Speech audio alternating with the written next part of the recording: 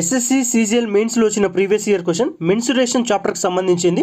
ఇది second trick, already first trick నేను ఛానల్లో చెక్ చేసుకోండి. క్వశ్చన్ చూసి కంగారు పడొద్దు, మెన్సురేషన్లో క్వశ్చన్ చూసి కంగారు పడొద్దు.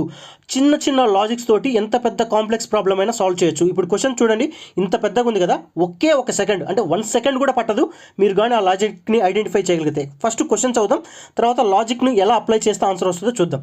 క్వశ్చన్ వచ్చేసి 3 solid iron cubes of edges 8 centimeters, 10 centimeters, 12 centimeters are melted together to form a new cube.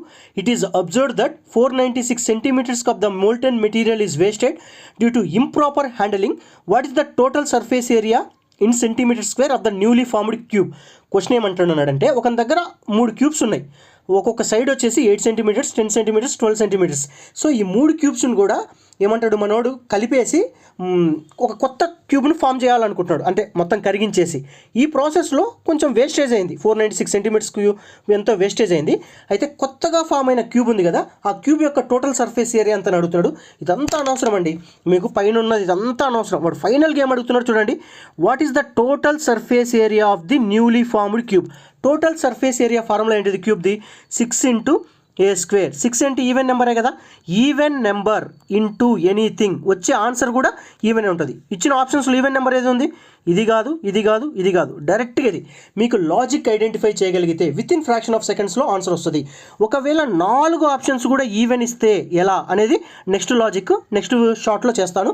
చూడండి, కంగారు పడొద్దు, మెన్సురేషన్ చాప్టర్లో క్వశ్చన్ చూసి కంగారు పడొద్దు. చిన్న చిన్న లాజిక్స్ తోటి లాస్ట్ డిజిట్, యూనిట్ డిజిట్, లేదంటే డివిజిబిలిటీ రూల్స్, జస్ట్ ఫార్ములాలోనే లాజిక్స్, ఇలాంటితోటి మ్యాక్సిమం క్వశ్చన్ సాల్వ్ చేయొచ్చు.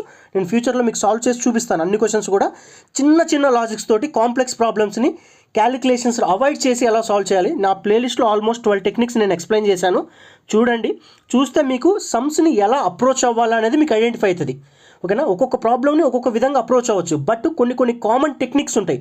ఆ కామన్ టెక్నిక్స్ ద్వారా మీరు సమ్ముని చూసే విధానం మారిపోద్ది, చూసే అప్రోచ్ మారిపోద్ది.